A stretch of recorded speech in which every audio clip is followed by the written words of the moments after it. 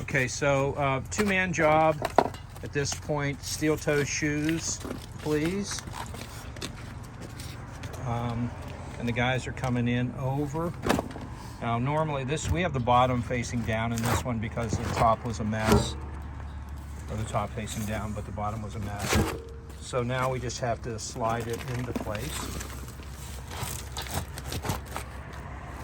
And as you can see, we get a nice seal around here.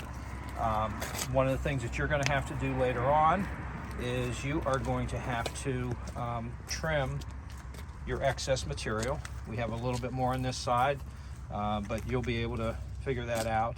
And then the final thing, Josh, if you want to show, so we're setting this little grappling hook assembly, just a cheap thing from the local hardware store. And you'll pull up the straps before you take this out.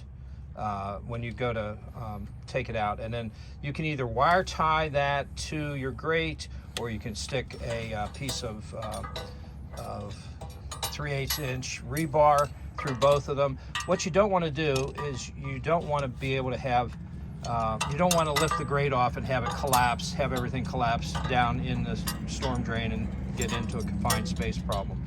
So we're just going to lift that up, and then we'll just either zip tie it, wire tie it to the grate, and then it'll come up when you bring the grate up.